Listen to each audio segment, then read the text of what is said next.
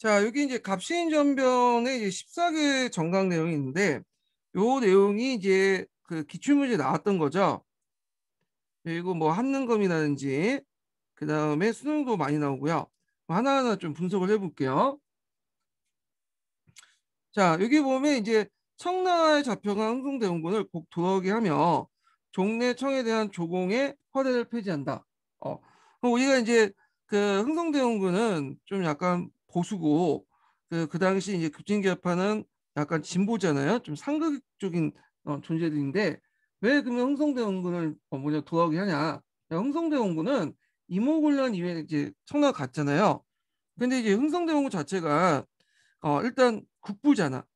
왕의 아버지죠. 왕의 아버지가 청나라 갔다는 거는 그만큼 청나라가 이제 정치적 우위를 예속시켰다는 상징을 또 보여줄 수 있고 상징적으로 보여줄 수 있고 흥성대원군을 이제 들어오게 함으로써 누굴 견제하려고 하냐? 아, 민시일족들을 견제하려고 했던 거죠. 이런 것들을 목적으로 이제 하겠고, 자 청에 대한 이제 조례 허공을 이제 폐지한다는 것은 기존의 청나라 4대 외교 관계를 폐지하자. 두 번째로는 문벌을 폐지하여 인민평등의 권리를 세워 능력에 따라 관리를 임명한다. 예. 요게 예전에 하면 기출문이 나왔어요. 어떤 식으로 나왔냐면 갑신전변이나 그 다음에 뭐 갑오개혁, 어, 그 다음에 동학농민운동에 공통된 요구 내용 중에 뭐가 있냐면 이 문벌 폐지와 인민평등 권리 내성, 능력에 따라 갈리며 요 내용이 갑신전변 갑오개혁 동학농민운동의 개혁한 공통점이에요. 네, 또 기억을 해두시고요. 그 양반 신분제도 문벌제를 폐지하는데 요거는 상당히 혁신적이죠. 왜냐면 아까 언급한 것처럼 이들 상당수가 노동 명망가 출신이잖아요. 그러니까 오히려 종전의 신분제를 유지하지만 자기가 이익을 챙길 수 있는 사람인데도 불구하고 이걸 주장을 했다는 거죠. 예. 그 다음에 세 번째는 지조법을 개혁해서 관리의 부정을 막고 백성을 보호하며 국가재정을 넉넉하게 한다. 자, 여기 지조법이 나오는데 이 지조법은 메이지 유신 당시 이후 그 당시 이제 곡고닥가라고 생산량을 기준으로 했잖아요. 예전에는. 그런데 이제 3% 지가를 기준으로 얘기하죠. 근데 우리도 이런 일본처럼 지가를 기준으로 해서 뭐냐면 세금을 걷자. 이 내용이야. 그러니까 지제제도를 개혁해서 중간 수탈을 막고 백성들의 부담을 줄이면서 국가 재정을 늘리자. 생산량이 아니라 지가, 공시지가를 바탕으로 이제 세금을 걷자는 거죠. 그 다음에 이제 여기 보면 이제 그 규장각을 폐지한다는 내용이 있어요. 규장각.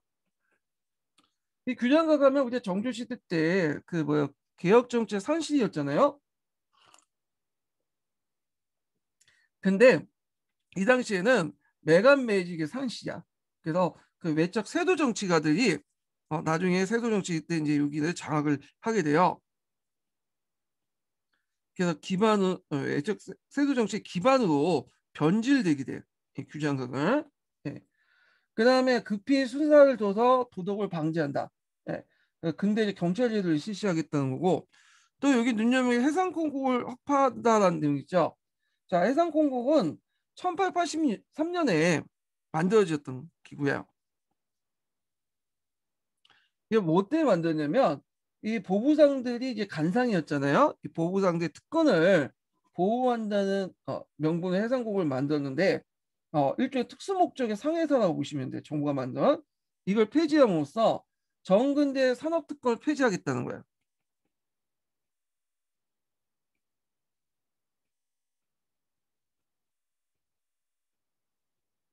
네. 자, 그래서 여기에서 이제 볼 수 있듯이 이제 급진개혁파들 경제관을 볼 수 있는데 급진개혁파들 경제관은 자유주의 경제관이에요. 그래서 정부가 시장에 간섭 없이 그냥 내버려 둔다는 거야. 자유 경쟁을 통해서 살아남는 사람이 시장을 주도해야 된다. 뭐 이런 식의 이제 경제관인데 자, 하여튼 여기에서 볼 수 있듯이 이제 해상공급 폭발을 볼 수 있듯이 이런 경제관을 가지고 있었다. 자, 그 다음에 이제 여기 좀 보면 여기 이제 모든 재정을 이제 호주로 통일한다는 거 있죠. 재정의 일원화. 그래서 예전에는 각 간청에서 조세를 징수하고 지출했던 건데 호조에서 통일해서 과도한 조세 징수의 어떤 중간 착복이나 재정 낭비를 막겠다. 이런 의미야. 자, 지금도 이제 뭐 모든 예산들은 기획예산청에서 관리를 하잖아요. 그래서 이제 이런 거 이제 연결시켜서 보시면 될 것 같아요. 자, 그 다음에 이제 예전에 시험 문제 나온 게 이제 13번과 14번인데 대신 참여한 의정부에 모여서 정리할 의견하고 반포한다. 자, 이거는 내각제도 수립하고 연결돼 있어요.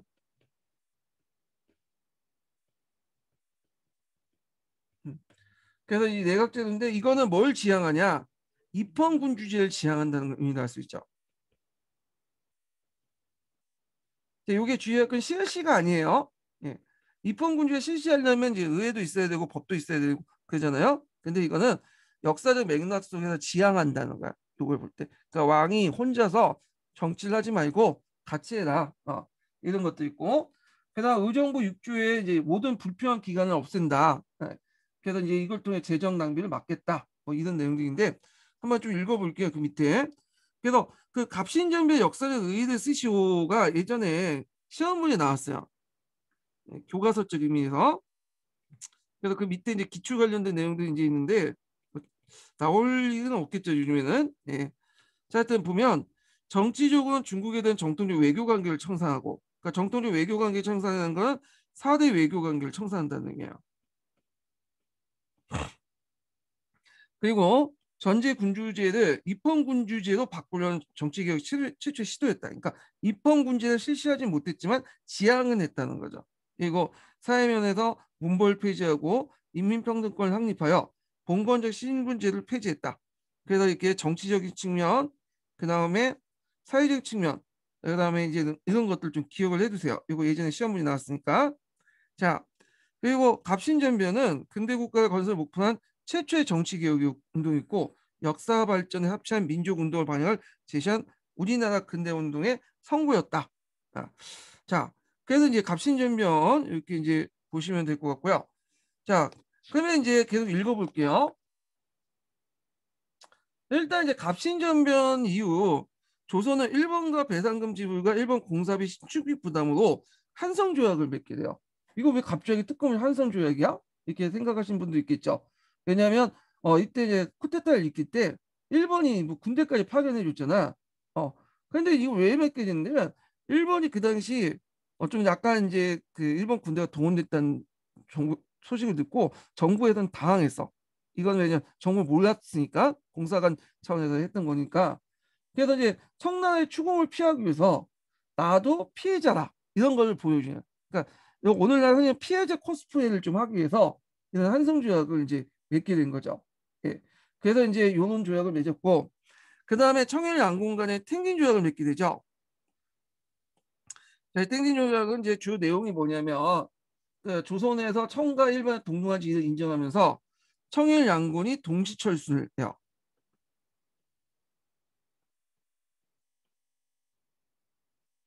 그리고 이제 한쪽이 조선의 군대 파병 시에 상호 통보를 하게 됐어요. 그래서 나중에 이제 동학농민 운동을 진압하는 과정에서 조선 정부가 청나라 군대를 요청하니까 청나라가 뭘 탱긴 조약에 입각해서 이제 그 일본 측에 통보를 했죠. 일본 측도 이제 가만히 있으면 안 되겠죠.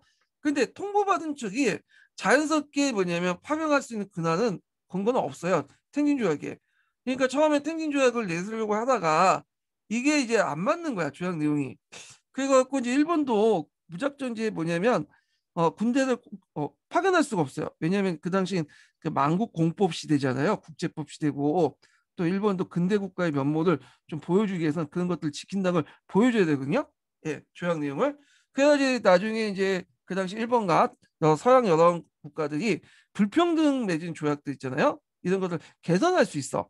그렇기 때문에 고민하다가 찾아낸 구절이 뭐냐면 그 아까 얘기한 것처럼 재물포 조약 있죠. 이 재물포 조약에서 자국민의 거두를 보호하기 위해서는 그렇게 파견할 수 있다. 이런 식으로 유권 해석을 내갖고 그냥 파견을 했던 거죠. 예, 요거는 이제 좀 기억을 해두시고.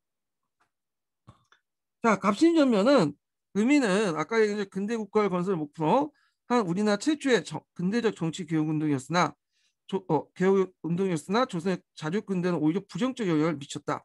그래서 이때부터 이제 개화 정책이 좀 늦어졌어. 예. 그래서 한번 이제 뒤통수 떼었잖아요. 받았잖아.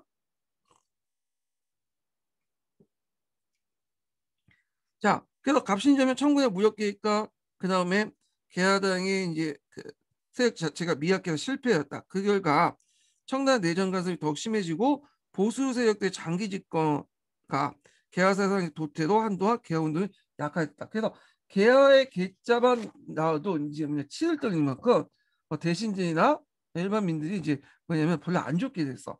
그런데 또 여기에다 이제 갑신점이 한 개 이제 더 추가하자면 일단 두 가지를 볼 수가 있는데 일단은 그 일본하고 연결됐다는 거죠.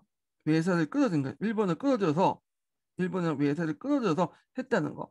그래서 일본의 침략의 의도를 정확히 인식하지 못하고 일본 무력 지원을 받은 시도. 물론 이제 그 자체가 이제 우리가 생각한 친일파라는 의미보다는 그때 당시에는 일본이 우리나라를 먹기 그런 먹으려고 했던 그 조짐이 안 보였으니까 그래서 일본을 정치적으로 이용하려고 했겠죠. 근데 이제 대다수 관료들이나 일반민들 입장 올 때는 외세를 끌어서 쿠데타를 일으켰다? 그 의미가 상당히 안 좋겠죠. 첫 번째 한계고 두 번째로는 그 당시에 이제 그 개혁을 지지한 농민층, 도시 상공들의 어떤 지지를 모으기 위한 구체적 시도를 하지 못했다는 거. 예. 그 다음에 그러니까 다양한 세력들 끌어들이기 위한 이런 것들을 이제 하지 않았고 세 번째로는 어, 부세제도 개혁만 있었고 아까 이제 지조법이죠. 그리고 부세제도만 개혁이 있었고 뭐가 없었어요? 토지제도 개혁이 없었어. 그러니까 이때 지주 전호제 같은 것들이 이제 여러 가지 문제점이 있었는데 요 내용이 없었어요. 그래서 이제 지주 전호제 대신에 부세제도 개혁을 중점을 맞췄다. 그러다 보니까 많은 농민들의 어떤 지향점과 부딪히했다. 뭐 이렇게 볼 수가 있어요. 아마 이제 이들도 이제 지주의 자식들이니까 이제 그런 건데 경제적 기득권, 사회적 기득권은 버릴 수 있어도 경제적 기득권조차는 버릴 수 없는 것 같아요. 이 사람들 보니까 한계를. 예. 그래서 이제 그 갑신정변의 한계 관련돼 갖고 예전에 한번 시험문이 나왔으니까 좀 기억을 해두시고요. 자, 그래서 이제 한번 또 읽어보면 한편 갑신전면은 강화도 조약과 이모군란과 함께 조선을 둘러싼 청과 일본의 대립을 격화시킨 계기가 되었다. 자, 거기에서 이제 러시아 한반도 침투에 대응해서 영국의 거문도를 점령함으로써 조선을 둘러싼 국제 분쟁이 더욱 가열됐고 그때 이제 독일의 부들러와 한반도 영세 중립화 등 조선 정부의 건의가 됐고 6.1준이 열강이 보장한 한반도 중립판을 제시했다. 그런데 이런 중립론은 실현되지 못했다. 이런 내용들인데 이 부분은 좀 약간 좀 약간 보충 설명 좀 하고 넘어갈게요. 이게 왜 갑자기 예, 가도 되는데 예.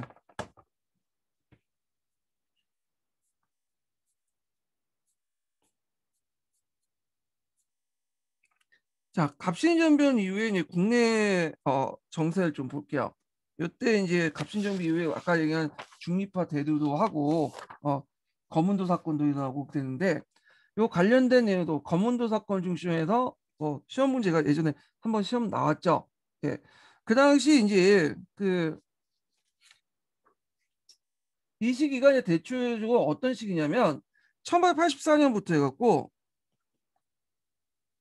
갑신정변 이후죠. 1893년까지야. 여기. 이건 동학농민도 전까지죠.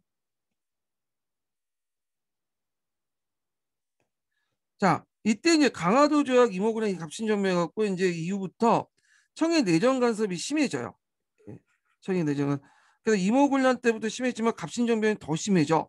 예, 비록 군대는 철수했지만 청해 내정 간섭이 더 심해지니까 이제는 처음에 그 민씨 정권도 이제 처음에 청나가 붙었죠. 근데 너무 내정 간섭이 심하니까 안 되겠다 해서 청나가 손절하게 돼. 그래서 러시아와 미국과 이제 손을 잡으려고 하게 되죠. 그 과정에서 러시아가 남하 정책을 하게 되죠. 조선의 세력 균형 유지 정책과 맞물려 진행돼서 러시아를 끌어들여서 청나라를 견제하려고 했던 거죠.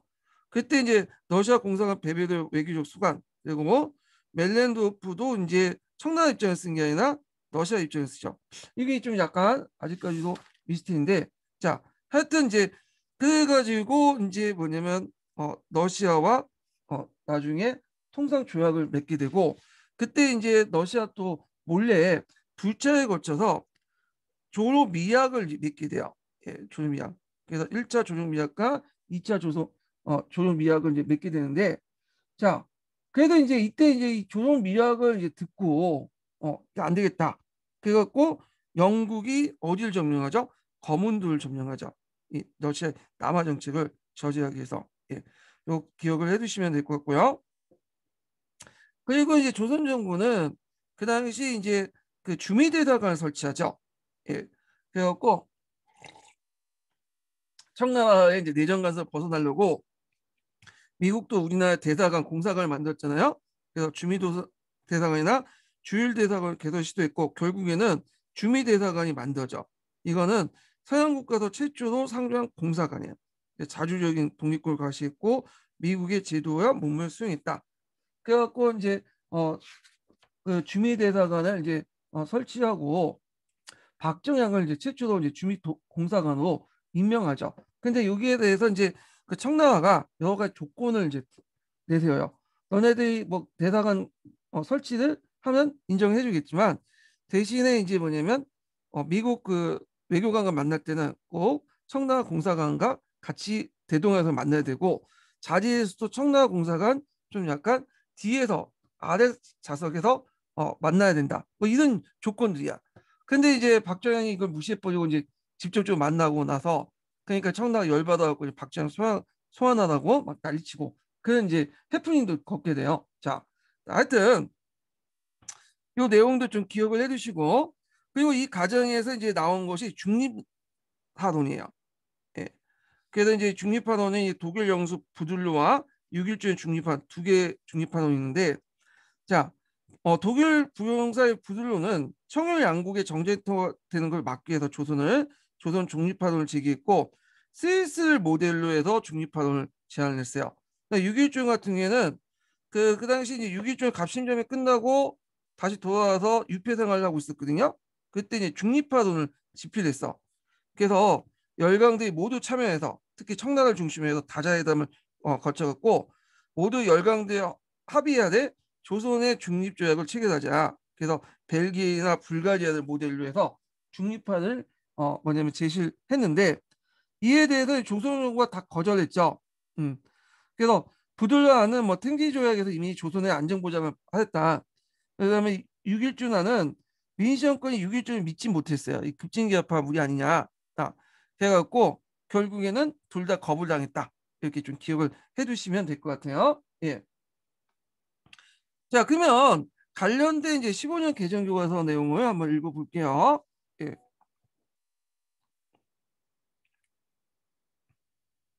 자, 미디엔을 보면요. 자, 여기 보면 이제 급진개혁파들이 왜 갑신전배를 일으켰냐. 그 중에 이제 개혁 자금 마련 관련된 의견 충돌 있다고 했죠. 그래서 그 내용을 볼게요. 급진개혁파는 기대를 걸었던 서구 열강의 지원을 얻지 못하고 개화 정책의 추진 어려움을 겪었다. 그리고 개화 자금을 마련하기 위해서 김옥균 등을 일본에 차관을 도입하고 했는데 실패했고 그러면서 개혁의 주도권을 잃고 입지는 더욱 좁아졌다. 그리고 이제 해남에서도 이제 보면 그 내용이 나와요. 차관을 도입을 하려고 했지만 실패를 했다. 예. 그래서 이제 있는데 이때 이제 재정 문제를 해결하기 위해서 민시세력과 온건개혁파는 멜렌루프의 권위를 얻어서 당호전을 이제 발행을 하려고 했어요. 발행하자 이때 김옥균들이 반대를 했죠. 일본 차관을 도입해야 된다. 당호전을 도입할 경우 인플레이션이 일어난다. 뭐 이렇게 주장하면서 그래서 이제 김옥균이 직접 일본에 갔음에도 차관 도입 실패했고 또 미국의 차관 도입도 실패했어요. 그러다 보니까 이제 급진 개혁파들이 정치적으로 상당히 궁지에 몰리기 시작했죠. 자, 그 다음에 이제 이무작도 베트남 문제로 이제 프랑스와 대립했던 청나라가 한성이 주도했던 청군의 절반을 이제 철수를 하게 되고요. 그래서 그걸 이용을 하려고 했다. 예. 자, 그래서 이제 양방 명문 자자가 될 갑신전변을 익혔다. 그래갖고 요 내용도 한번 읽어보시고 그 다음에 이제 갑신정변 의의와 한계 요것도 이제 각자 읽어보세요. 이건 앞에서 언급했던 내용들 이제 있으니까 좀 기억을 해두시고 자 탱진조약을 체결할 때 그 내용을 보면 갑신정변 당시 무력 충돌을 그 빚은 청가 일본에서 조선의 군사 충돌을 막기 위해서 탱진조약을 이제 체결했는데 핵심 내용은 청일 양국군이 조선에 공동 철병하고 파병할 때는 반드시 문서 통보한다는 거죠. 이게 동학농민운동 때 이제 청나가 파병하면서 그걸 했고 자 그러면 이제 여기에서 이제 그 문제 한번 풀어볼게요. 탐구활동 문제. 자료 1번을 참고해서 그 당시 급진 개혁파들이 갑신전별을 일으켰던 이유가 뭐냐. 자, 그 김옥공 일파들이 그 일으켰는데 그 내용을 각자 읽어보시는데 여기에서 이제 청나라 내정 간섭 때문에 일으켰다 이렇게 있고요. 그 다음에 이제 그 갑신전별 일으킨 어떤 실패 이유 이렇게 있는데 그는 여기 쭉 나와 있죠. 1번을 끊어지는 것도 있고 그런 것도 많은 사람들 죽였고 이런 것도 이제 여기 있어요. 자, 그다음 해남 교과서를 넘어볼게요.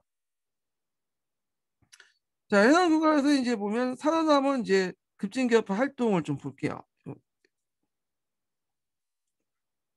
자, 그 정변 실패 이후에 그 당시 급진개혁파 개혁은 모두 폐지되었죠. 하지만 정근대적인 전제군주를 개혁하여 문명화된 근대 국가를 만들려는 급진개혁파 노력은 계속되었어요.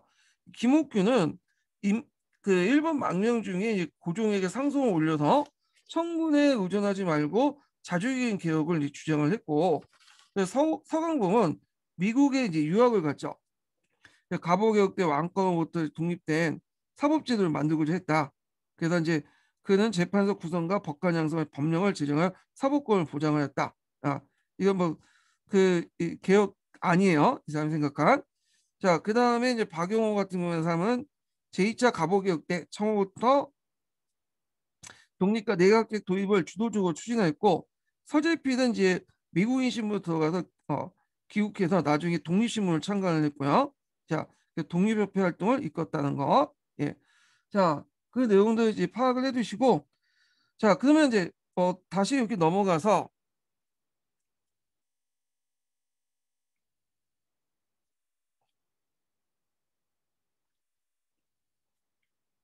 그 거문도 사건과 관련된 내용 한번 읽어볼게요.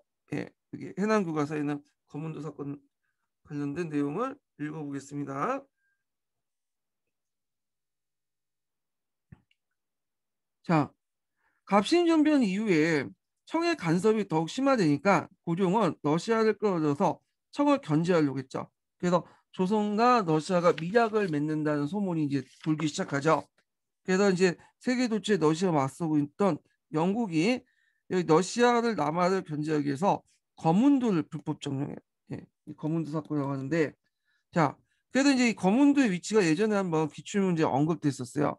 그래서 이제 영국의 거문도를 점령을 하니까 그 당시 청나라 이용장이 중재를 하죠. 그래서 이용장과 레디케스키가 협정을 맺죠. 그래서 조선 영토를 점령하지 않는다는 러시아의 약속을 수용해서 영국이 철수를 하죠. 그래서 이걸 통해서 청의 종주권을 또 인정받게 되고요. 자, 이 사건은 조선이 언제든지 주변 열강의 각국장이 될 수 있음을 보여줬다. 자, 이런 상황에서 조선에 대한 조선에 있던 독일 외교관이었던 부들로와 그다음 미국에 유학을 했던 그 유길준이 조선 중립을 하자는 의견을 제시했다. 자, 그래서 이제 이 중에 중립화 논의는 유길준 관련된 내용을 좀 볼게요. 자, 러시아인들은 우리를 노린 지 오래되었으니 아직 감히 움직이지 않는 것은 세력 균형의 법칙이 저지할 법칙이 저지한 것이긴 하지만 실로 중국이 두려워서 한 것이다. 그 오직 중립화 한 가지만 진실로 우리의 지키는 방책이다. 그래서 그러나 이들 우리 먼저 제창할 수 없으니 중국이 요청에 다자 회의를 거쳐서 하자. 그래갖고 이제 이렇게 해서 이제 유기준이 있고 자 해설을 보면 박규세 사랑방에서 개화사상을 배운 유길주는 개항 후에 최초로 일본 유학생이자 미국 유학생이 되었다. 그래서 미국 유학 중에 갑신전병이 연루됐던 이유로 귀국 명령을 받고 돌아오자 가택연금이 되었다. 그는 이제 서양의 문물을 근대 문물 속에 서유금을 집필했고 중립론에서 청의 정치적 조선 청이 정치적으로 조선을 지배하는 상황과 미국의 여러 가지 한계를 충분히 인식하고 현실적인 중립론을 주장했다. 그러나 그 중립론은 대의적 발표되지 못했고 조선 정부도 그의 구상을 수용하지 않았다. 아까 얘기했던 이제 못 믿었죠 그 이상을. 그리고 이제 그는 갑오개혁에 적극 참여해서 자신의 기억을 뭐냐면 실천하였다. 이렇게 있고요. 그다음 미래의 교과서 잠깐 볼게요. 자, 미래의 교과서에도 이제 조선 중립화론이 대두됐다. 이 내용도 있죠. 자, 그래서 이제 여기 읽어보면 조선 주제에 부들려는 조선 중립화 정부를 건의했다. 같은 해 미국에 돌아온 6.1준도 청해 중심으로 열강이 조선을 중립해서 독립을 보장한 중립화론을 집필했지만 정책에 반영되지 못했다. 예. 그리고 이제 갑신전변 이후에 이제 고종은 자주 독립과 왕권 신장을 위해서 개화 정책과 자주 외교를 추진했는데, 자 이를 위해서 이제 이건 교육 관련된 내용이지만 읽어볼게요. 근대 학문과 외국을 공부한 유교공원을 이제 최초로 만들었고 서양식 군사를 훈련하는 연무공원을 설치했고요. 근데 연무공원 관련된 내용은 이제 그 전에 설치한 거예요. 이거는요 좀. 예. 자, 그 다음에 이제 그 자주 외교를 위해서 그다음 청나라는 너무 간섭이 심하니까 그 당시 그 이단으로 이제 일본과 미국의 공사관을 개설했죠. 예. 자, 주미공사관은 서양 그 국가에서 최초로 이제 상주 공사관으로서 조선이 자주 독립군을 알림과 동시에 미국의 문물을 적극 수용하는 계기가 되었다. 그 전에 뭐냐면 또 우리나라에 또 주미동 미국도 공사관을 설치해 줬어. 예. 이게 상당히 의미가 있는 게 뭐냐면 다른 나라들은 이제 공사관 대신에 영사관이나 뭐 대리공사 이렇게 해갖고 파견했는데 정식 공사를 파견했어요.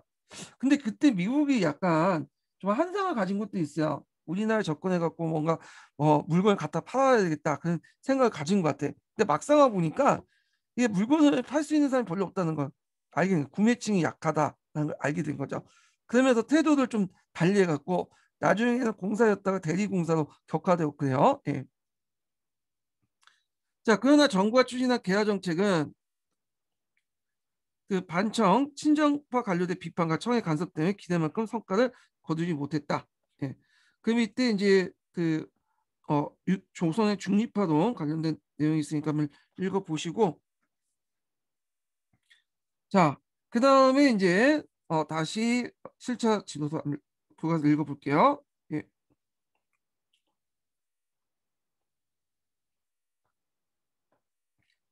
이제 갑오을미개혁으로 넘어가죠. 이 갑오을미개혁.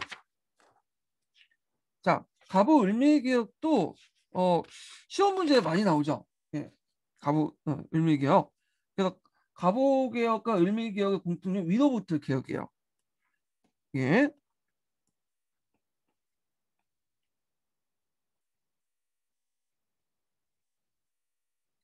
그리고 반봉건 개혁이지만 반외세적인 측면 없죠.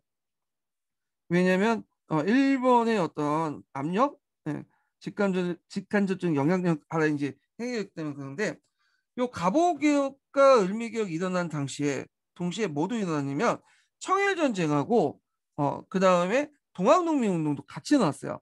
그러니까 이거 서로 교차해서 봐야 돼. 예, 잠깐 이제 기본 강의 때 그걸 좀 보면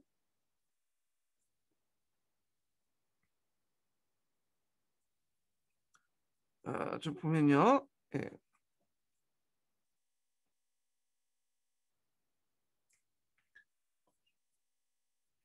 자, 이 표를 잠깐 볼게요. 표를 보면 자, 여기 보면 이제 동학농민운동군이 이제 1차 분기가 1894년 1월 달에 일어났고 그래서 이제 아까 이제 말한 것처럼 청일군이 조선에 파병됐죠. 그리고 이거 이제 동학농민 안 되겠다 해갖고 정부 쪽하고 하약을 맺고 이때 이제 동학농민군들의 요구를 그 교종청의 개혁에 반영했어요. 그때 이제 청나라가 물러나려고 했지만 일본은 뭐 자체적인 개혁을 얘들 도와줘야지 동양 평화를 계속 유지할 수 있다. 그래서 군대 주둔하니까 우리도 개혁을 할 수 있다는 걸 보여주기 위해서 교종청을 설치하죠. 그리고 이때 동학농민들의 이제 요구를 많이 반영이 됐고요. 그러니까 이제 안 되겠다 해갖고 이제 일본 애들이 경복궁을 포위해서 점령을 해버려. 그리고 일본 주도도에서 일제 갑오 개혁이 일어나죠. 예. 그리고 이제 이때 동시에 6월 23일 날 청일전쟁도 같이 일어나고요. 1차 갑오 개혁은 예전에 기무처가 있다고 했죠. 이 기무처를 확대시킨 궁국 기무처를 중심으로 했고 이때 이제 그 일본의 경복궁 점령을 보고 안 되겠다 이제 다시 일어나자 해가지고 제2차 봉기가 나. 그래서 이제 2차 봉기가 일어나고 그리고 나서 청해전쟁이 거의 끝나갈 무렵에 2차 갑오 개혁을 일어나죠. 2차 갑오 개혁은 일본의 적극적인 간섭을 통해서 한 거야. 박용훈을 데리다가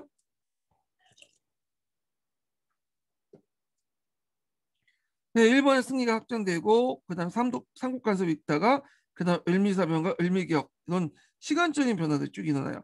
그러니까 그 사이사이가 지금 뭐 1, 2년 정도밖에 안 해요. 2년 정도? 이 사이에 이제 을미개혁, 어, 갑오개혁, 을미개혁, 청일전쟁 이런 것들이 쭉 일어났죠. 일련의 개혁들이.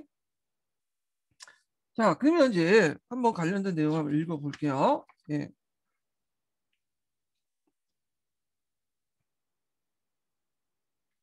자, 갑오 을미개혁 읽어보기 전에 세 번째 인증번호 알려드릴게요. 세 번째 인증번호는 16번이에요. 예, 16번.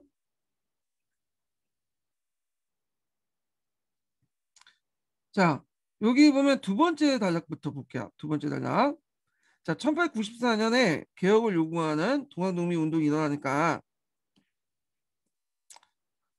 그 당시 이제, 아이고, 잠깐만요.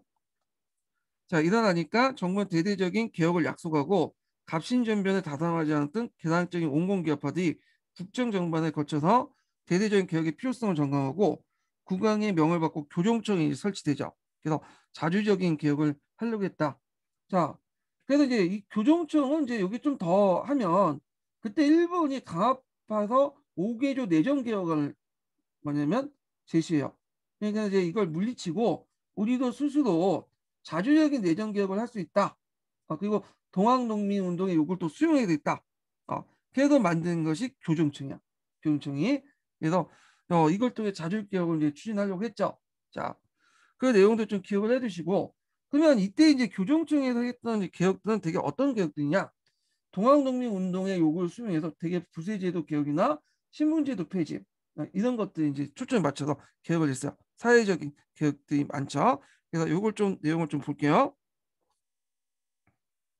자, 균형적 개혁 내용을 보면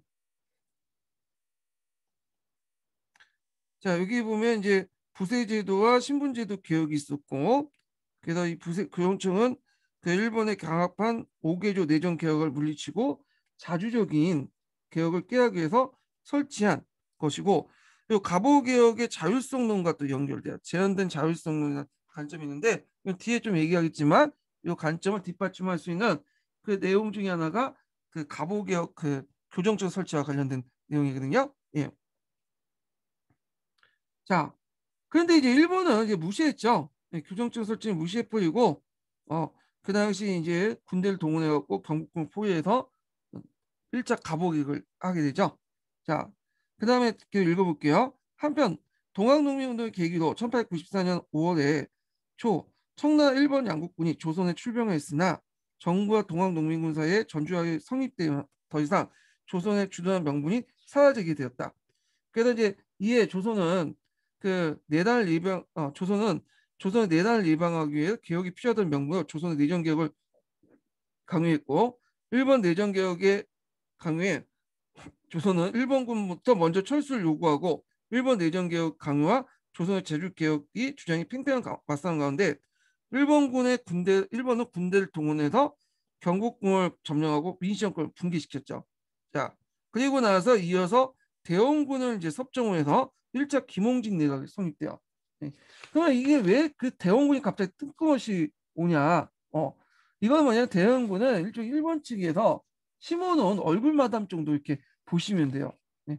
왜냐하면 이제 약간 이제 그 보기 안 좋은 방법으로 자기가 이제 반란을 일으켜갖고 그 포위를 해갖고 이제 강제 개혁을 하고 있잖아요. 그러니까 좀 이런 것들을 좀 뭐냐면 좀 보여주기 위해서 이걸 갖다 심어줬어. 이거 좀 부정적인 이미지는. 그리고 대원군을 좀 꼽아놓음으로써 왕과 민심을 견제시키려고 했던 의도도 있죠. 자, 근데 1차 김용진 내각에서 추진했던 1차 갑오개혁은 그렇게 이제 뭐랄까 일본이 적극적으로 간섭하진 않았어요. 예. 왜냐하면 그 당시에 일본이 이제 뭐냐면 청일전쟁 와중이었죠. 그리고 너무 간섭을 할 경우에는 이게 뭐냐면 국내에 좀 또 비난도 일어나니까 좀 눈치를 봤던 것 같아요. 예. 그래서 조선 정부는 군국 기무처를 이제 설치하고 김홍직 내각으로 하여금 개혁을 추진하게 했다. 그래서 이제 군국 기무처는 초정부적인 어떤 회의기관으로서 개혁을 주도했고 이것이 1차 갑오개혁이다. 예. 자, 여기에다 김홍직이 있는데 이 김홍직은 그 갑오 을미개혁 때 네 번에 거쳐 갖고 뭐냐면 내각을 구성해요. 예. 이 김홍직도 이제 좀 얼굴마담이죠. 실제는 이제 그때그때마다 달라지긴 하는데 예. 일단 명목상 김홍직이 네 번의 내각을 구성되고 1차 갑오개혁은 주로 온건개혁파들이 주도를 해갖고 만들어요. 예. 이들이 그래서 이제 당시 그 일본은 이권 침탈에 힘쓰고 개혁에 대해서 반감적 제도를 취했으며 개혁은 사실상 군국기무처를 주도해서 추진했다. 근데 이제 나중에 일본이 이제 뭐냐면 청일전에 승세를 잡으니까 이제 본격적 개혁 간섭을 하게 되죠. 이게 이제 2차 갑오개혁으로 넘어가게 되는데 자 그러면 여기에서 이제 1차 갑오개혁이 어떤 것도 있는가 좀 볼게요. 너무 단락하게 좀 안 나와 있네요. 네, 그래서 이제 좀 정리를 좀 해볼게요.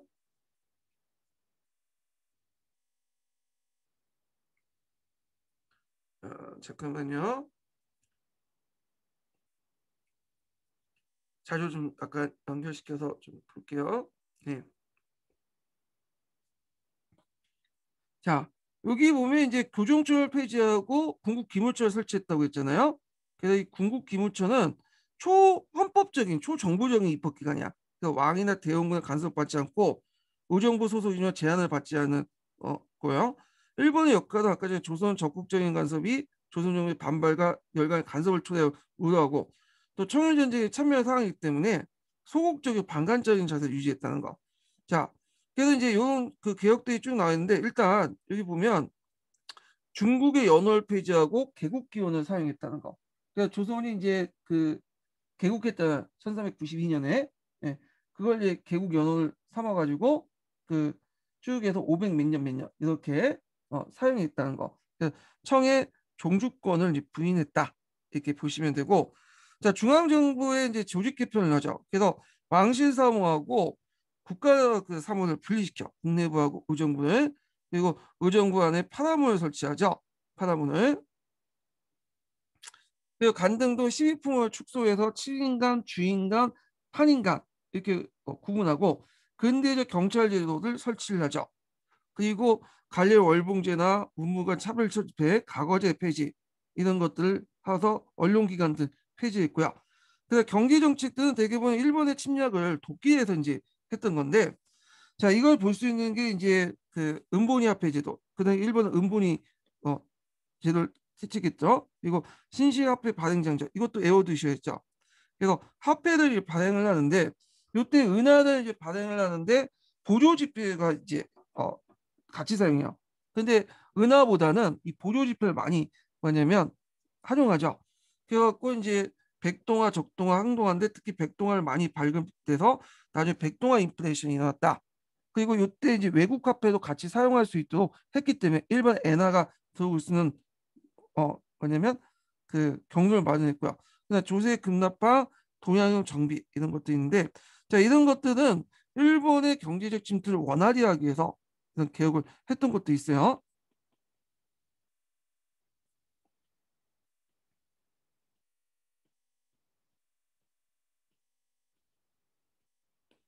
자 그리고 이제 그 또 보면 재정을 인원하죠. 그래서 탁지 아모노 이제 간장 이게 나중에 탁지로 바뀌는데 자 그다음 근대적 상공을 육성해서 유기전의 도구권을 폐지하죠. 한국제를 폐지하고 그러니까 유기전 자체는 나중에 2차 가보개혁이니까 이때 폐지되고요. 1차 가보개혁 때는 유기전이 그때 이제 금난 정권이 계속 남아 있었잖아요. 그 폐지한 거야. 예. 자, 그래서 사회개혁인데 사회개혁은 그 당시 동학농민운동부의 요구를 많이 받아들였어요. 사회개혁은.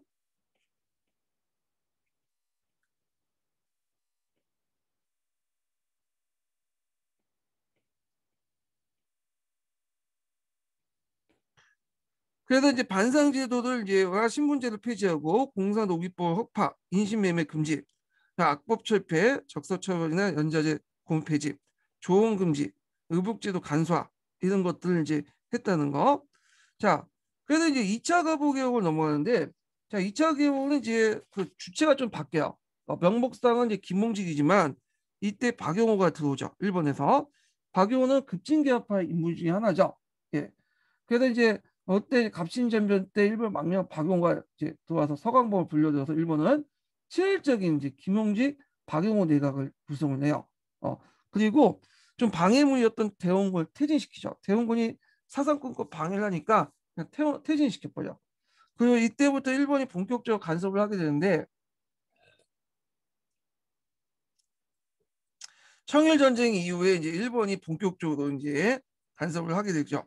군국 기무처를 폐지하고 일본의 조선 보호국가 정책을 추진하게 되죠. 그래서 각부의 일본인 고문관을 파견하고 일본 차관을 제공해주고 그 다음에 홍보 14조 및 독립서고문을 발표해요. 독립서고문은 청일 간섭에서 이제 왕실 정치 개입을 배제하기 위해서 강제로 시킨 거야. 예, 우리가 처음부터 독립했다. 예. 그리고 이제 그 당시 이노우에를 공사관 파견하죠. 이노우에는 상당히 끝발 있는 사람이에요. 여러분들 일본서 할 때 이노우 외교 많이 들어보셨을 거야. 이 사람이 이제 그 외상을 했거든요. 그러니까 조선 공사 들어오기 전에 그래갖고 그 당시 외교 장관으로서 어, 그 당시 불평등 조약을 개선하려고 상당히 노력을 했어. 근데 이게 잘 안 됐죠. 그래갖고 이제 그 물러났는데 이 거물권 그 외교장관까지 지냈던 이노우를 좀 한 단계 낮은 조선 공사관으로 파견한 거야. 어, 그래서 이제 받아줄 수 없는데 이노우에는 갔어. 그만큼 그 이노우에 같은 거물들을 조선 공사에 파견했다는 건 그만큼 그 당시 일본이 얼마나 조선에 대해서 관심이 많았는가 이런 것들을 보여주고 있죠. 예. 자, 그래서 이제 이 내용들 좀 기억을 해주시고 자, 그럼 한번 또 읽어볼게요. 넘어가서 자, 2차 가보개혁은 군국 기무처가 폐지되고 김홍직, 박용호 연립내각이 설립되면서 추진되었다. 그래서 고종은 문무백관을 거느리고 종묘에 가서 독립서금을 바치고 홍법 14조를 반포했다. 그래서 이 독립서금을 일본이 강제시켰다고 했죠. 그래서 서금은 국왕이 나라의 자주 독립을 선포한 일종의 독립선언, 중국부터 독립이야. 예.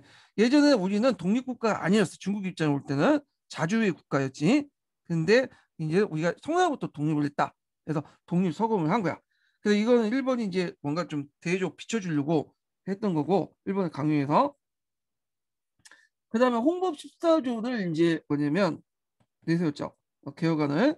그래서 자주권, 행정, 재정, 교육, 관리, 임용, 민권 보장을 내용한 규정 국정개혁을 기본 강령으로 내세웠다. 예.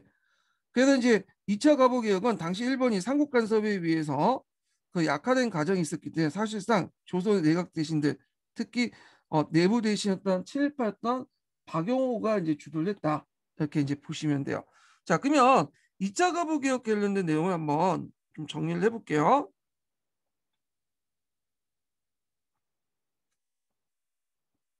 자, 홍보 14조에 있는 내용인데 이 홍보 14조도 좀 파악을 해두세요. 예, 이거는 국정의 개혁 기본 방향을 제시를 했는데 이거 예전에 한국사 능력 기출 문제 자주 나오더라고요. 예, 그래서 이제 여기 보면 왕실의 전복을 지내는 왕위 계승과 어, 법칙과 종친과 외척의 구분을 명확히 한다. 그래서 이제 민실 쪽들을 이제 뭐 제거하는 것도 있고 이 왕실 사무와 국정 사무를 나눠서 서로 혼동하지 않게 하고 그냥 7조에 보면 탁지하문 이 나중에 탁지부 개명하죠. 재정이 일어날 게 없고 그 다음에 구조 보면 왕실 간부와 1년 해결을 예정하고 재정의 기초를 세웠다. 해결법을 이제 최초로 제정했다. 그래서 우리나라 최초의 근대적 예산제도 이런 것들을 마련했다는 거. 그 다음에 예전에 한국사 기출문제 나왔지만 징병제를 이제 실시를 하려고 한 것 같아요.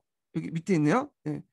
징병제 관련된 내용이 여기 있죠. 장교를 교육하고 징병을 실시해서 군제를 근본을 한다.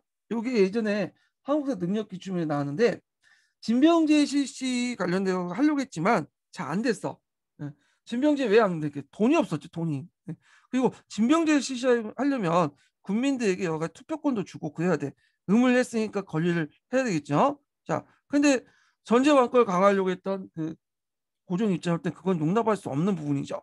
자, 일단 근데 여기는 밝혔다는 거죠. 일단 그리고 문본을 가리지 않고 인재 등용을 넓혔다. 예. 그래서 이제 신분제도 법적으로 폐지했다. 뭐 이렇게 이제 볼 수가 있고. 자, 그러면 정치, 교육, 경제 개혁 등을 한번 볼게요. 자, 칭호를 보면 일단 이제 청나라부터 독립을 했잖아. 청나라 눈치 볼 필요 없겠죠.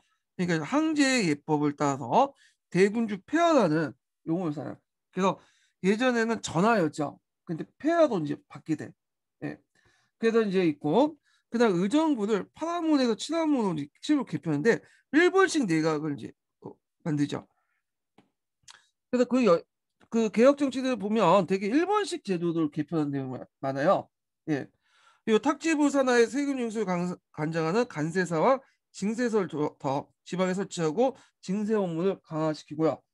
그 다음에 이제 국내무 밑에 왕실 경비를 취급하는 회계원과 왕실 재산을 운영한 내장원을 설치하는데 이때부터 이제 뭐가 분리돼 나가냐면 왕실 재정하고 그 다음에 국가 재정이 분리돼 나가요. 예전에는 그 왕실 재정과 국가 재정 일치됐거든요. 공불일치라고 하죠. 근데 이게 군부 분리가 돼. 이제 그리고 나중에 이제 강부개혁 때 이런 것들이 이제 학교에 확립이 되죠. 그래서 제2차 가부개혁 때 이렇게 이제 했다. 좀 기억을 해두시면 되고요. 원래 내수사였는데 좀 급을 올렸죠. 내장으로. 예. 그다음에 지방간제 관련된 내용이 예전에 기출문에 나왔죠. 그래서 이걸 일본식으로 개편해야 되는데 도체제를 없애고 부체제로 바꿔. 23부 337군으로 개편되고 그래서 소지역주의를 채택을 했다. 일본식으로. 그다음에 지방간이 이제 사법권을 빼고 행정권을 가지는데 그래서 이제 사법권을 이제 제외시키고 행정권을 가지고 있죠. 그래서 사법권을 독립을 시켰어. 근데 이제 주의할 것은 아직까지는 군수가 1심 재판권을 유지하고 이게 독립이라는 거는 그 다음에 2심 재판부터야. 2심 재판들. 그때는 이제 전문적인 이런 판사들이 둬갖고 이제 그 재판을 하게 됐죠. 예. 그다음에 군대 통합의 일원화, 훈련대 학충과 사관 양소소 설치했는데, 자, 요거는 이제 좀 보면, 요걸 이제 박용호가 추진했어요. 박용호가. 그래서 이 박용호가 이제 추진했는데, 나중에 이 박용호가 그 처음에는 친일적인 성격을 갖고 있는데, 나중에 들어가면 개혁을 하면서 박용호가 일본 뜻대로 움직이지 않아.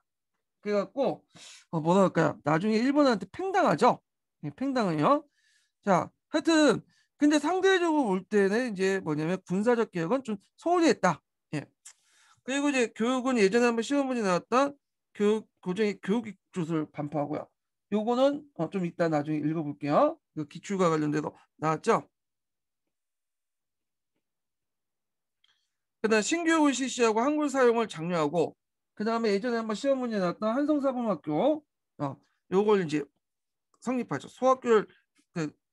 그 소학교를 만들려면 한성사범학교가 중요하잖아요. 그래서 이걸 설립하고 그 다음에 이제 회계법을 제정하고 아까 이제 상리국과 유기전을 폐지했다. 자, 유기전의 도고는 1차 개혁 때 폐지했지만 유기전 자체를 폐지한 것은 2차 개혁 때요. 그래서 유기전의 금난정권 1차, 그다음 유기전 자체는 2차 이렇게 보고 상리국은 해상공국 이후에 뭐라 할까요?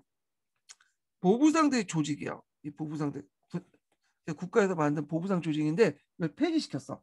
예. 그래서 이 내용들 기억을 해두시면 될 것 같아요. 예. 그래서 2차 개혁을 한번 정리를 좀 해봤고, 자, 근데 이제 삼국 간섭으로 이제 일본 세력도 약화되잖아요. 그래서 그걸 이제 보면 그게 국내 정치에 영향을 줘. 러시아가 이제 간섭을 하니까 깨갱하고 물려나잖아. 자, 그래서 이제 2차 개혁은 박용호가 주도했는데 이 박용호가 자기 뜻대로 움직이지 않아. 그러다 보니까 일본한테 팽을 당하고 결국에는 민실파가 그걸 알아채고 박용호를 내각 실각시키죠. 그리고 이제 3차 김홍직 내각이 구성이 되고 이때 3차 김홍직 내각은 친동 정동구락부로 이제 구성이 돼. 이들은 이제 그 친러파 친미파들이거든요. 이 정동은 그 당시 외국 그 뭐랄까요 외국 대사관들이 몰려있던 곳이에요. 그래서 거기에 이제 서클 같은 걸 만드는 게 군락부인데 거기에 이제 러시아 공사관이나 미국 공사관들 있고 그들과 친한 사람들이 통해서 이제 내각이 구성되죠. 그래서 그 당시 이완용 같은 건 후에 친일파라고 이제 알려졌지만 요 당시에는 정동군락부에 속한 친러 친미파였어요. 예. 자, 그리고 이제 3차 개혁을 이제 추진하게 되는데, 야, 근데 이제 이 김홍직 내각이 3차 개혁을 이제 추진하는 과정에서 이게 뭐야? 을미사변이 일어나서 명성황후가 시해되죠. 그러면서 4차 김홍직 내각 성립돼요. 그때는 이제 친일적인 성향을 바뀌어 또. 그래서 실질적으로 이제 을미 개혁을 추진했던 거는 4차 김홍직 내각이야. 예, 4차 김홍직 내각. 자, 그러면 이제 한번 관련된 내용을 읽어볼게요 또. 아이고.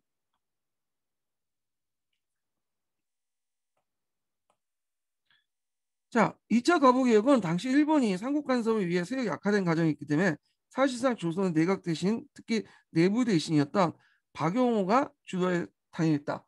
근데 이 박용호가 일본 뜻대로 움직이지 않았다고 했죠.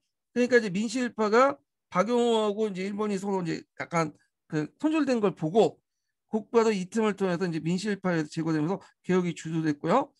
중단됐고 박용호가 실각된 후 개량적 원공개혁파 7년 내각 그러니까 정동고등학과 세력들이 이제 손에서 3차 김홍직 내각이 성립되고 나름대로 개혁을 한번 해보려고 했는데 곧바로 을미사변이 터지죠.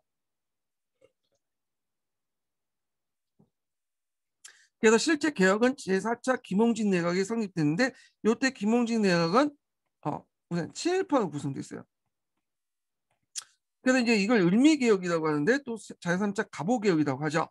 그래서 을미사변 후에 이제 친일파가 제거되고 그래서 이 내각에서 양력 사용, 종독부 시행, 소학교 설립, 우편제도 실시, 연호 사용, 그다음 군제 개편을 내용한 을미개혁을 추진했다. 자, 을미개혁과 관련된 내용이 예전에 기출문에 나왔어요. 을미개혁 쓰라는 거. 예. 그래서 좀 외워두시고 그 을미개혁을 한번 좀 정리를 해볼게요. 이 개혁들이 뭐가 있었는가? 자, 여기에도 이제 을미개혁 개혁 내용을 보면 일단 군제 개편을 볼게요. 자, 훈련대 1페이지하고 중앙에 친위대 두 개와 그다음 지방에 진위대 있어. 예. 그래서 이제 훈련대는 그 당시 이제 이 훈련대는 원래 자체가 이제 일본 세력들과 연결됐어. 일본 교관들이 양성을 했기 때문에. 근데 그 당시 이제 훈련대 일부 세력들이 그 뭐냐면 정동군학부 세력들과 또 연결돼 있었어요. 그러니까 못 믿는 거야. 예. 그래서 원래 친일적인 군대였지만 그 안에 상당수가 정동국학과 연결된 그 사람들이 많기 때문에 폐지시키고 대신에 친위대와 진위대를 설치했다는 거. 자, 그 다음에 단발령을 공포했죠. 예, 이거는 이제 뭐와 연결되냐면 이제 의병하고 연결돼. 을미의병의 어떤 배경이 됐던 사건이죠. 그래서 고종이 솔선수범해서 양복을 착용하고 단발을 했어. 어. 그러니까 이제 이거에 대해서 이제 은병이 봉기되고 유명한 말로 있죠. 호경에 있는 말 오두 간다 차발 불가다. 그래서 그 오두 간다 차발 불간다 체이케이 말한 건데 내목을 칠지언정 내 머리는 깎을 수 없다. 이거는 호경에는 신체 발부 수지부모에 이제 그걸 근거해 갖고 얘기를 한 거야. 예. 하여튼 이 단발령을 공표했고 그 다음에 종두법을 실시했죠. 그래서 이 종두법은 이제 여러분도 알다시피 천연두와 관련된 거야. 그래서 강제원에서 가나에서 지석영이 종두법을 토했는데 처음에 이걸 맞추려니까 이제 반발도 컸어요. 이 사람이 이제 뭐냐면 일본에서 그걸 가져와서 일본 애들이 이걸 이제 한국 사람들 맞히면 소처럼 뭐 미연하게 만들기 위해서 이걸 널리 퍼진다. 이런 식으로 이제 갖고 반발이 컸는데 하여튼 이제 이런 종독법을 이제 실시했다. 이 지석영은 종독법을 널리 보급시키는 사람도 유명하지만 또 뭘로 유명하니 국어학자도 유명해 이 사람은. 뒤에 좀 얘기하겠지만, 예. 그 다음에 연호를 사용했죠. 연호를 건양이라고 썼어. 이는 뭐냐, 건양 자체가 양력을 사용한다는 뜻이야. 연호 자체가. 그래서 보통 이제 그 우리나라 연호가 구한말 때 세 번 썼어요. 건양가 첫 번째로.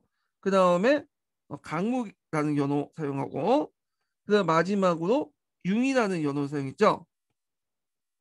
융이. 건양은 이제 그 3차 그 을미 그 가보개혁 을미개혁 때 사용했던 거고, 강목개혁은 강목개혁 때 그 사용했던 거고, 융이는 이제 순종 때 사용했던 연호야. 막판에 1907년에 사용했던 연호죠. 자, 하여튼 이렇게 해서 이제 있고, 그래서 이제 1896년부터 1세 이혼 제도. 그래서 이제 한 임금이 한 연호를 사용하는 제도인데, 요거는 어, 명청 시대 때부터 확립된 거야. 우리가 이제 명청 시대 보면 뭐 주원장 뭐 그렇다 해갖고 쭉 명나라 때부터 연호를 대독 하나 쓰죠. 강희제 때 연호 강희, 옹정제 때 연호 옹정, 이런 식으로. 그래서 이제 이런 식으로 했고, 일본도 그 당시에 1세 이혼 제도를 실시했어요. 자, 그 다음에 이제 그 태양력을 사용했죠. 그래서 개국 504년, 그러니까 조선이 건국한 기점에서 504년이에요. 그래서 11월 17일을 음력을 기준했던 11월 17일을 건양 원년 1월 1일로 고쳤어. 예. 그래갖고 이제 태양력을 사용했고, 건양이라는 명칭 자체가 서양의 양력을 사용했다는 의미죠. 그리고 독자적인 정석을 세웠다고 해요. 교과서에 보면 표현이 독자적인 정석을 세웠다. 정석이라는 건 1월 1일을 결정하는 거야. 예전에 1월 1일은 누가 결정했죠? 청나라가 결정했죠. 중국이. 그러니까 우리가 1월 1일을 결정한 거야. 예. 그래서 의미가 있는 거죠. 그 다음에 한때 이제 그 갑신점유 때 그때 우정총국 만들다 쿠데타에 나갔고 도남이 탑을 했던 우편 업무를 다시 재기를 했죠. 그 우편 설치하고 우체사무를 개시했고요. 그날 소학교령을 공표했어. 그래갖고 이제 1895년 7월 9일 날 반포해갖고 그 당시 4개의 소학교를 설립을 했다. 이렇게 기억을 해두시면 될 것 같아요. 그래서 종전에는 이제 관리 양성을 목적으로 했던 교육에서 이제 국민들 기초적인 교육을 하는 목적으로 바뀌었다. 이렇게 보시면 되고, 그런데 이제 이때 이제 충생무 사건이 일어나요. 이 충생무 사건도 꼭 기억을 해두셔야 되는데, 자, 충생무 사건은 왜 일어났냐면 그 당시에 이제 그 고종이 유폐당하고 있었어요. 그래서 유폐당하고 있을 때 이제 그 정성군학부 세력들이 이 고종을 탈출시키려고 했어. 근데 이제 충생무를 통해서, 근데 이게 도중에 발각이 됐죠. 예. 요게 예전에 한번 기출문에 나왔기 때문에 좀 기억을 해두시고, 충생무 사건과 관련된 내용을 제가 기본 강의 규제 뒤에 적어놨어요. 그거 참조를 해주세요. 예. 그리고 나서 뭐냐면 두 번째 또 시도가 있었는데, 이게 이제 아갑판천이죠. 이 아갑판천은 성공을 했죠. 그래서 이제 러시아 공사가 되니까 제4차 김홍직내가 어떻게 붕괴되고, 그리고 이제 단발령도 취소하고 김홍직을 잡아서 죽여라 했는데, 김홍직은 도망가지 않고 계속 남아있다가 그 민중들의 도대 맞아서 죽게 돼요. 예. 그래서 이제 이렇게 갑오 을미기약 이렇게 관련된 내용들 좀 봤고요. 자, 그러면 교과서에서 한번 찾아서 볼게요. 제가 인증번호를 얘기했나? 인증번호 기억이 안 나네. 세 번째 인증번호 얘기했나요? 제가 한 번 더 얘기할게요. 20번. 세 번째 인증번호 20번. 만약에 저 얘기하다가 정신 없어가지고 그 전에 말했으면 그냥 4개 중에 3개 쓰시면 되고, 그 다음에 요거까지 3개만 얘기했으면 3개 쓰시면 돼요. 예. 자, 얘기하셨나요? 얘기했다고 그러네. 예. 예, 얘기한 것 같아요. 그러면 하여튼 그렇게 하세요. 4개 얘기했는데 3개 쓰세요. 3개 쓰시면 돼요. 예. 자, 그러면 이제 관련된 내용 한번 또 읽어볼게요. 예. 아이고. 자, 몇 페이지 펴보시냐면 이거 좀 약간 건너뛰어야 돼. 미래에는 보면 미래엔 114페이지 보세요. 네, 14페이지. 이게 동학농민운동부터 설명을 해놨더라고요. 예, 좀 약간 건너뛰고. 자, 그러면 이제 보면 일단은 이제 군국기모처에 대한 설명이 있죠. 그래서 군국기모처는 이제 총질 김웅지호에서 어윤중, 유기준 같은 온건파 계약 인사들 했고, 그 다음에 이제 민시일파를 견제하기 위해서 아까 지금 흥성대원군을 추대했다 그러면 실권이 별로 없었고, 자, 그 다음에 이제 군국기무처 관련된 개혁 법안이 있어요. 요 내용들. 그래서 여기 눈여겨볼 게 이제 개국기년이라는 거 사용했죠. 조선의 이성계가 이제 1392년에 건국했잖아요. 그래서 요걸 기점으로 해서 연호를 사용하지 않고 중국 연호를 사용하지 않고 그 개국기년을 사용했어. 그래서 1894년은 개국 503년이 되는 거예요. 예. 그래서 개국기년을 사용하지 않고 청해 연호를 쓰지 않았다. 그래서 이제 여기 보면 군국기무처는 자주성을 대외적으로 나타나기 위해서 중국 연호를 사용했던 간행을 버리고 개국기년을 사용했고요. 또 왕실과 정부의 사무를 분리해서 국왕의 정제권을 제한하고 의정부의 권한을 집중시켰고 과거제를 폐지하고 인재를 폭넓게 등용하고 경무총을 설치하고 그 다음에 경찰제를 실시했고요. 그 다음에 이제 경제적 국가재정을 일원화해서 조세를 급납화해서 재정을 효율했다. 그래서 있고 그 다음에 이제 사회적으로 의미 있는 개혁이 되는데 양반과 상민을 구한 차별적 신분제도와 공사 노비제도가 철폐됐고 조언이 금지되고 고문과 연제가 폐지됐으며 가부제가를 허용하지 못한 좋지 못한 간섭들이 타파되었다. 이렇게 보시면 돼요. 그 다음 홍보 14조 관련된 내용도 있죠. 홍보 14조를 발표했는데 이때 이제 고종이 종부에 나가 동서공을 바치고 홍보 14조를 반포했다. 그리고 이제 여기에서 청에 대한 위존적 관계를 청산하고 의정부 내각을 개편하고 지방대는 8도에서 23도로 바뀌었고 재판소가 설치돼서 사법권이 독립이 되는데 여기에서 주의할 건 사법권을 완전히 독립한 건 아니고 1차 재판권은 아직까지는 그 지방관이 갖고 2차 재판권부터 독립이 된 거예요. 그 다음에 이제 교육입국조서가 반포되고 한성사범학교 소학교에 세워지는 근대적 교육제도가 마련됐다. 사범학교는 2차기인데 3차기 소학교는 을미개혁 때부터요. 을미개혁. 예, 요거 좀 기억을 해두시면 될 것 같고요.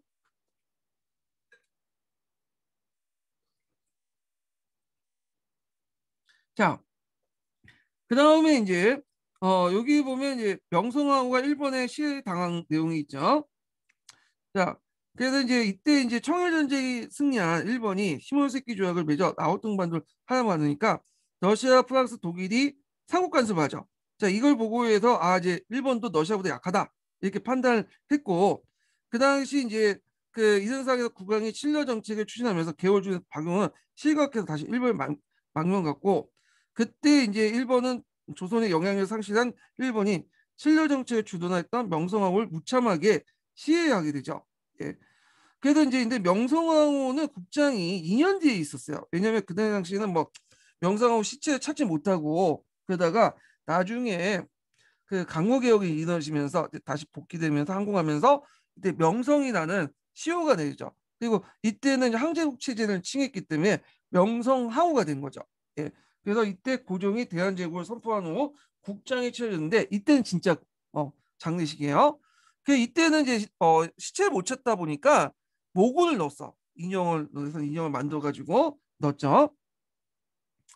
자, 그 다음에 이제 이렇게 보면 있고 을미개혁을 이제 또 보면 자 을미개혁 관련된 내용이 있죠. 그래서 태양력과 건양용어를 사용해서 단발력을 내줬고 종독부를 실시한 갑신전멸 시에 우편사물도 실시했다. 그러나 국민의 어떤 급진적 개혁과 명성황후 시해 사건에 대한 분노가 있고 특히 당발령에 반발해서 그 유생들이 전국적 유병이 일어났죠. 예. 그래서 요거 이제 예전에 한번 기출문제 나왔던 거고요. 결국에는 고종이 신변에 그 안전을 깨우자 일본의 영향력을 약하기 위해서 그 당시 이제 어디에요? 러시아 공사관으로 도망갔죠. 이게 아간 파천이야. 그래서 아간이라는 말은 러시아 공사관이야. 파천이랑은 난리 날 때 도성을 떠난다는 거죠. 그 아간 파천 전에 그 당시 이제 또 한 번 시도가 있었죠. 그 전에 이게 뭐라고 했어요? 충생무 사건이라고 했죠. 이 충생무 사건은 정동고등학부가 이제 주도를 하려고 했지만 실패를 했다. 이것도 기억을 해두시면 될 것 같아요. 자, 갑오 을미개혁의 한계를 볼게요. 자, 갑오개혁은 일본이 조선 침략을 발표를 구축하기 위한 강한 측면이 있다. 그렇지만 조선의 개합화 관료들이 자주적으로 추진했으며 개화파의 개혁 의지와 동학농민의 사회 변화 요구는 근대적 개혁이다. 이걸 이제 제한된 자율성론이라고 하거든요. 예. 갑오 개혁을 보는 시각이 있어요. 특히 이제 우리나라의 이제 그 역사상 처음으로 차별적 신분제도를 폐지해서 평등 사회를 이제 기틀을 마련했고 내각 중심의 정치제의 전제 문제를 극복하려고 했다. 그렇지만 한계가 있죠. 개혁 주도 세력이 일본의 무력에 의존했고 개혁의 민중의 지위를 이끌어내지 못했다는 거. 그리고 국방력 강화에 소홀했다는 거. 자, 이런 것들 좀 기억을 해두시면 될 것 같고요. 자, 그 다음에 이제 요걸 좀 정리를 좀 해본 게 뭐냐면 여기 갑오 개혁을 보는 시각이 두 가지 시각이 있다고 했죠. 하나가 이제 타율성론하고 제한된 자율성론이야. 그래서 갑오 개혁은 일본의 강요에서 이뤘다. 그래서 일본의 조선 침략을 어, 용이하게 한 체제 개편인데 이걸 이제 볼 수 있는 근거 내용을 보면 지세 급납화, 뭐 재정이 일어나 은분이 합해지도, 도량 개정 통일 다 일본의 한반도 식민 통치에 기반을 마련하게 했고 그 다음에 이제 국내부하고 의정부를 분리하여 왕실을 배제시키려고 했다는 거. 그 다음에 군사개혁이 미비했고 상대적으로 볼 때. 그 다음에 토지개혁이나 삼국지능 같은 걸 관련 개혁이 부족했죠. 근데 이제 제한된 자율성은 신학사상 19세기 밀란, 그 다음에 갑신정변, 동학혁명 등 연결된 한국사의 내재적 발전 과정을 파악을 하고 있죠. 그러니까 일본 강요 이전부터 갑신정 동학농민 운동으로 근대사회 이행은 체제 개편 필요성을 제시했고 그리고 이제 그걸 볼 수 있는 것이 이제 교정청이죠. 예, 교정청. 그래서 교정청 설치해서 자주적 개혁을 실시하려고 했다는 거. 그 다음에 정치, 경제적으로 사회개혁 측면에서 제한적, 물론 일본의 간섭을 받긴 했지만 제한적으로 그 개혁의 자율성을 인정받을 수 있고 그 대표인 게 이제 국내부 의정부 분리를 다르게 해석하면 왕실과 민비의 정치 참여를 또 배제한다는 부정적 평가도 해석할 수 있지만 또 한편은 전제왕권 제한도 있잖아요. 예. 그 외에도 신문제도 폐지나 사대 외교 폐지 이런 것도 있죠. 그리고 1차 개혁과 관련된 거지만 일단 1차 개혁 추진기에는 그 일본과 청해 전쟁 중일 때 간섭을 하지 않았다는 거. 이런 것도 이제 제한된 자율성론의 어떤 주요 근거가 되죠. 예, 요거. 그래서 예전에 한번 기출문제에 그 관련된 내용이 언급돼 있었어. 그래서 요거 좀 기억을 해두시는 것도 좋을 것 같아요. 예. 자, 그 다음에 이제 해남 교과서를 볼게요. 해남 교과서. 그래서 이제 여기 보면 여기 이것도 좀 건너뛰어야 될 것 같거든요. 118페이지 좀 보세요. 동학농민운동 설명하고 나왔죠. 자, 주제 연기를 좀 볼게요. 주제 연기. 여기 이제 군국기문처 회의 모습이죠. 1차 갑오개혁 때. 자, 그 당시 이제 김홍직을 비롯한 개화파들은 조선의 발전과 생존을 위해 개혁이 필요하다고 봤다. 문헌을 개방한 이상 생존을 위해서 세계적 기준에 발맞춰 있는 그 급선무였고 게다가 이제 동학농민운동 이후 아래부터 쏟아져 나온 불만 또는 외면할 수 없었고요. 조선 정부는 아노동 개혁 요구와 바깥으로부터 번화 요구에 동시에 받고 있었다. 이제 군대 국가의 건설 믿을 수 없는 시대적 과제가 됐다. 그래서 이제 1차 가보 개혁과 관련된 내용도 있죠. 그래서 좀 기억을 해두시고, 그 다음에 이제 1차 가보 개혁 끝나고 2차 가보 개혁 관련된 내용들. 그 앞에 있는 내용들 이제 중복되기 때문에 그냥 건너뛸게요. 이런 것들. 자, 3차 가보 개혁 관련된 내용도 있으니까 보시고, 그 밑에 이제 홍보 14조. 그리고 이제 예전에 한번 시험 문제 나왔던 게 한성사범학교예요. 그래서 이제 한성사범학교는 그 기출에도 나왔죠. 이게 예전에 교육 관련된 내용에서 오늘날 이제 서울교대야. 서울교대. 서울교대 전신이죠. 서울교대 유명하죠. 예. 예, 맨날 와서 티오 문제도 그냥 정부에 징징대는 학교 있잖아요. 예. 자, 그래서 이제 1895년 5월에 정부가 소학교 교사들 양성하기 위해서 설립했던 그것이 한성사범학교고요. 그 다음에 이제 또 하나가 이제 제2차 가보개혁 때 재판소를 설치했다고 했죠. 이 내용이 이제 밑에 있는데 한번 읽어볼게요.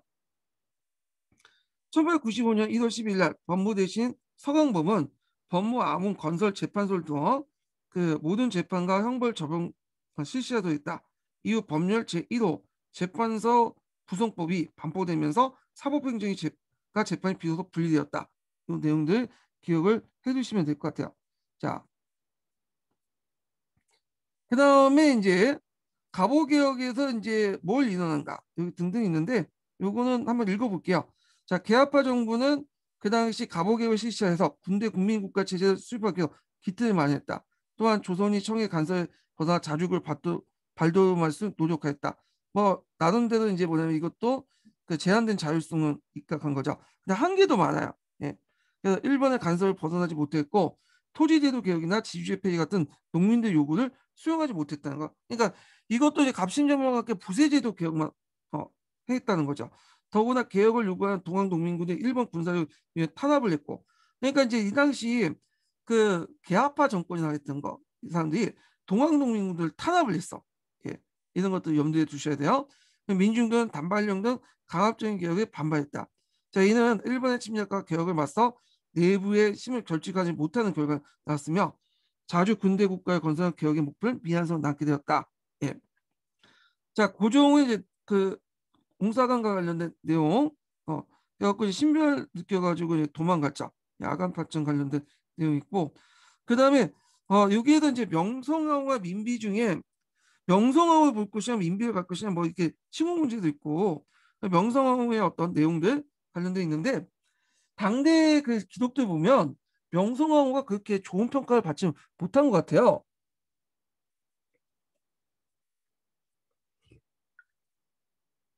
되게 좋은 평가를 했던 사람들은 외국인들이야.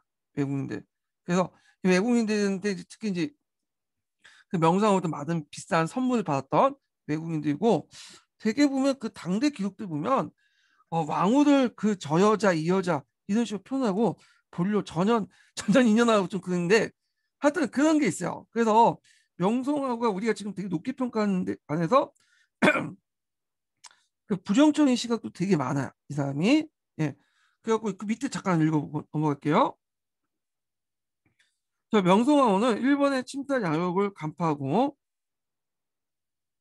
자, 이를 막기 위해서 러시아 외교를 주도하다가 비극적인 최후를 맞은 국무를 추앙받았다. 하지만 민실족을 중요하여 백성의 원망을 사고 이모군란과 갑신전면 등 위기 때마다 청구를 끌어들여 나라를 더욱 혼란을 빠뜨렸던 부정적 시선도 많이 존재하고 있고요. 이 부정적 시각이 오히려 당대 주요 시각이었어요. 예. 뭐 이런 것들 좀 기억을 해두시고 자, 그러면 이제 이렇게 해서 이제 이렇게 한번 봤고 그 다음에 그 밑에 이제 그 요것만 읽고 끝낼게요. 85페이지 갑오 을미기역 자율성과 타율성. 자, 갑오 을미기역은 일본의 강요에서 착수되었고 그 결과도 일본의 조선 침략을 용인하는 는 체제 개편에 불과하다는 개혁의 타율성에 의해서 부정돼 평가되기도 한다. 그러나 일본의 개혁 강요 이전에 이미 갑신전멸과 동학농민운동의 개혁 운동이 있었고 갑오 을미 개혁은 사실상 조선의 개화파 관료들이 추진했고 개혁의 결과도 근대화 과정에서 대단히 중요한 정치, 경제, 사회 일대 개혁이라는 점에서 그 개혁의 자율성을 인정하고 긍정적 평가도 있었다. 예. 그래서 그 내용이 있고요. 그 다음에 이제 여기 을미의 사변과 단발령인데 이거 앞에 있는 내용하고 비슷하니까 건너뛸게요. 그래서 이 단발령 내용도 각자 읽어보시고 그 을미개혁의 내용과 의 이것도 이제 각자 읽어보세요. 여기. 그래서 다음 시간에는 동학농민운동의 전개 부분을 진행을 할게요. 예, 오늘 수고하셨고 내일 뵐게요. 내일. 예, 내일 뵙겠습니다.